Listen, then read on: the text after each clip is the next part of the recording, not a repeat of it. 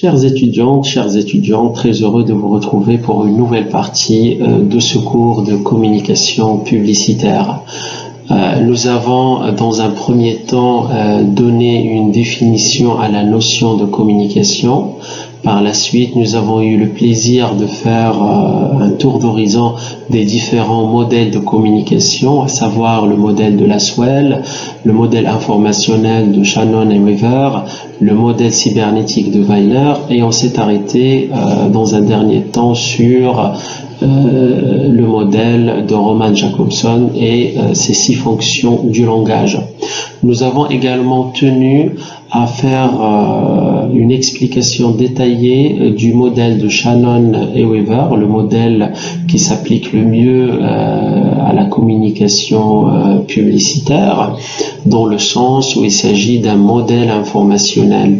Et les entreprises, elles génèrent l'information et l'acheminent vers le consommateur qui est le récepteur.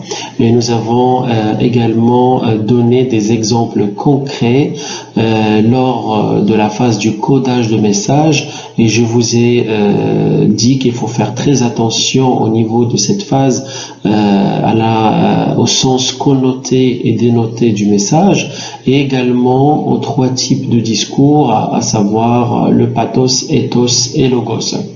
À l'instant, nous aurons le plaisir de présenter la 3e partie de ce cours, et dans laquelle nous allons évoquer une question assez importante qui est celle de la communication d'entreprise, enjeux et définition. En effet, l'entreprise, elle évolue dans un monde hyper concurrentiel. La diversité des partenaires économiques et sociaux, notamment les actionnaires, la concurrence, les consommateurs, les fournisseurs, oblige les entreprises à se justifier, à se défendre et à attaquer, bref, à communiquer. Ainsi, les organisations développent des stratégies de communication afin d'asseoir une autorité, c'est-à-dire se faire connaître par le plus de monde possible. 2, afin de vendre leurs produits-services, et également afin de gérer une crise, que ce soit en interne ou en externe. Si on veut donner une définition précise, laconique de la communication d'entreprise, il serait judicieux d'évoquer la définition ayant été faite par de Narbonne, la référence en la matière. Selon Narbonne, la communication d'entreprise se définit comme suit. C'est l'étude et l'application de l'ensemble des paramètres et des moyens par lesquels une structure organisée, qui est l'entreprise, systématise sa communication avec son environnement. Ceci dit autrement que les entreprises vont user d'un arsenal d'outils, de moyens et de paramètres afin de systématiser leur communication avec le monde qui les entoure. Le rôle de la communication commerciale est de contribuer à la commercialisation des produits-services de l'entreprise. Elle constitue également la modalité la plus ancienne de la communication d'entreprise. Selon Kotler et Dubois, la communication commerciale pourrait être définie comme suit. C'est toute forme de communication non interactive, et je souligne le mot non interactive, et c'est là que vous allez comprendre pourquoi j'ai donné plus d'importance au modèle de Shannon et Weaver, modèle informationnel, dans le sens où la communication publicitaire commerciale n'accorde pas d'importance à la notion de feedback. On est vraiment dans le cadre de l'information et non pas de communication. Raison pour laquelle Kotler et Dubois insistent sur ce côté de communication non interactive, c'est-à-dire qu'il y a une quasi-absence de feedback et de rétroaction. Utilisant un support payant mis en place pour le compte d'un émetteur identifié en tant que tel.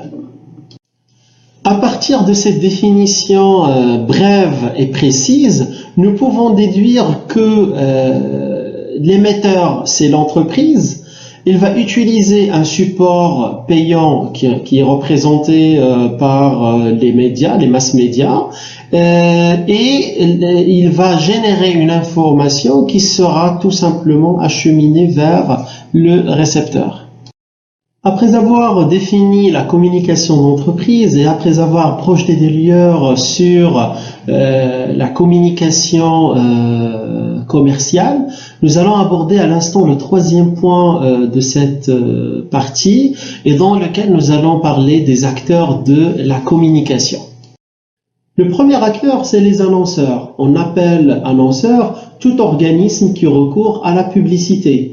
Les annonceurs comportent aujourd'hui non seulement les entreprises privées, mais également toutes sortes d'organismes publics, par exemple les ministères et la poste.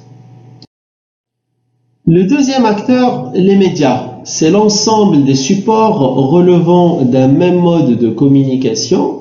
Il est devenu aujourd'hui classique d'isoler 5 grands médias, à savoir la presse, la radio, la télévision, l'affichage et le cinéma.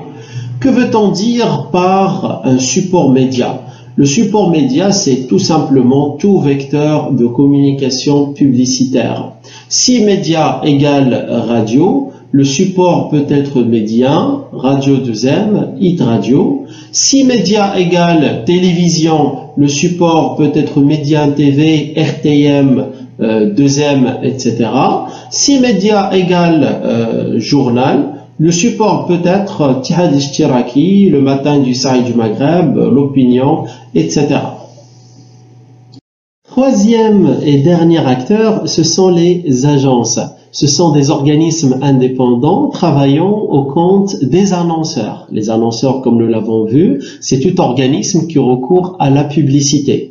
Le rôle des agences, c'est de faire la conception des publicités, d'exécuter les actions publicitaires en achetant les espaces dans les médias et de procéder au contrôle des actions publicitaires.